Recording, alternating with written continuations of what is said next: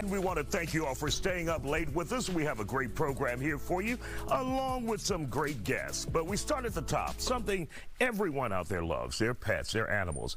Any dog owner will tell you, owning one pet is an expensive responsibility. Shockingly, we're hearing some pet owners are finding a different way to deal with a sick pet.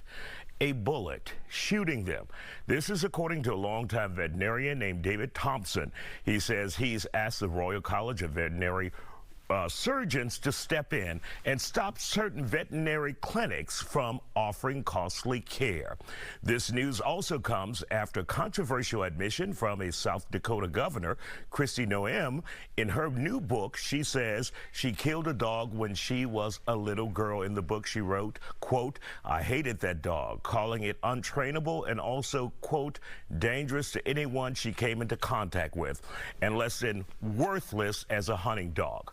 Joining us to talk about this tonight, the owner of My Perfect Canine, Malcolm Grant, volunteer president of the Houston area Doberman Rescue, Susan Yon, and pet owner Alexandra Jack. So what have you guys, Martin, let's begin with you at the end.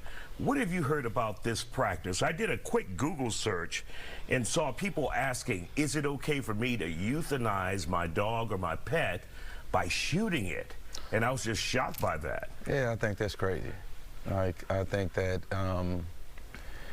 if your dog's sick, there's other ways to figure out a way of safely ensuring that your pet finds a way, you know, into the other, if you want to say that. But shooting your dog, you know, because you can't afford veterinary care, I think that's atrocious. And Susan and Alexandra, we want to hear from you both. What do you think about this practice that we're hearing some people are taking on now?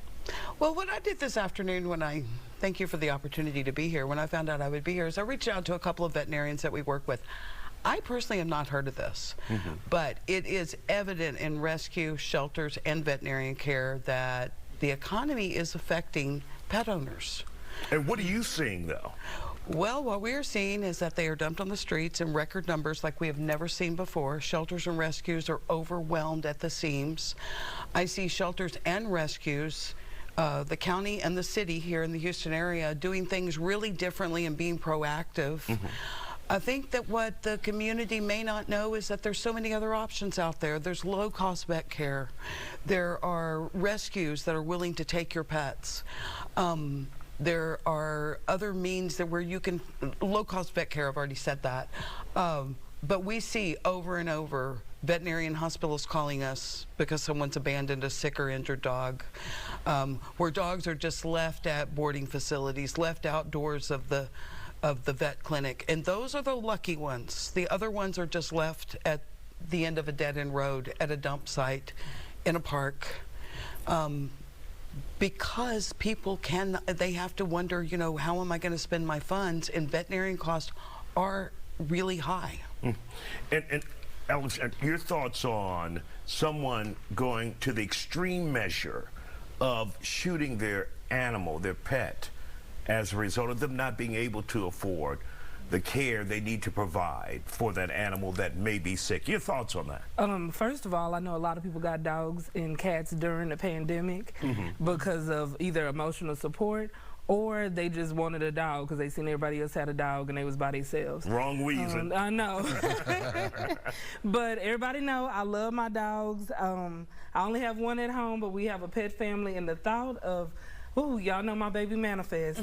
I couldn't think of doing anything like that. And when I did have a dog that was passing away, I took them over to the vet and they passed away in their arms, but the cost wasn't astronomical. And I also have pet insurance. Everybody say they can't afford it, but it is a really good thing to have for shots and things like that, because I mean, I love my dog. And for those who don't know, and any of you can step in, don't know about pet insurance, how is it affordable, and what do you find it? Because someone recently texted me before this segment saying, I sure wish there was pet insurance so I could help my animal, but it's coming out of my pocket. It is extremely affordable.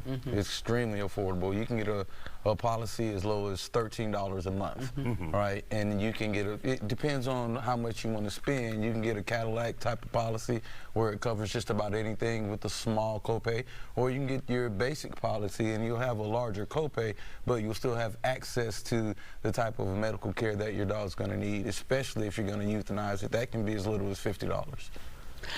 As a pet owner, I've gone with it and without it, and I've learned the lesson that I need to have it, okay? And it should be offered through any veterinarian clinic. They will have a place where the veterinarian clinic does not provide it, but they will have the materials to who you get in touch with who will provide that type of policy. And one of the things that was brought up in this report, and also you guys brought up, it's expensive to just take out of your pocket. Yes. Yes. Should we look at that, or is that's just the industry, and we have to figure out a way to afford it? So I feel like that's just the industry. All these people out here buying this crawfish and buying all this other stuff. If you can buy that, you can go. I hear you. I hear you. That's my territory. But I understand. But look, if you're going to have a dog, just like if you have a car, it needs insurance. Your dog needs insurance. And over time, it's actually more affordable, and it looks better on my pockets as a Houstonian that got to drive and do all this stuff, and costs are going up. I'd rather have a little insurance with manifest need things opposed to just being shocked when I see the bill. And also for something like shots, you can give shots yourself. You can go to your feed store, your local feed store. They'll have, if you're capable of doing it, you can go to your local feed store, you can get the shots, you can give your dogs your shots, and you can just, as long as you keep the label and date and sign, that serves as your shot record. So there are other ways to have cut costs. Absolutely, to cut costs on your health care, on your pet's health care. For sure. All right, Susan, your thoughts on saving money, or should the industry, that being the veterinarian industry, look at their prices, or should we just find a way to make it work? Veterinarian industry, it's a free market. Still is. And one of the most in-demand jobs as a veterinarian right now, we are really, really, really short on veterinarians. We see vet clinics, especially in low-income neighborhoods, closing all the time.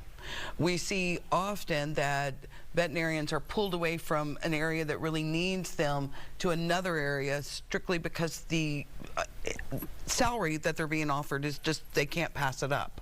So I don't know how to solve that problem. We need more veterinarians, okay?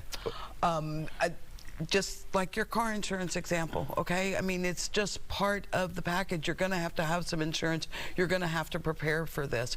Just on Friday, Houston area Doberman Rescue received a call from veterinarian clinic on a 6-month-old Doberman puppy. And it had swallowed something and needed emergency surgery. Those are the kind of things that happen. And like you said, during the pandemic, we thought, oh, everybody get a dog. You got to have some thought when you go into it. Absolutely. We want to thank you all for joining us tonight here on The Factor.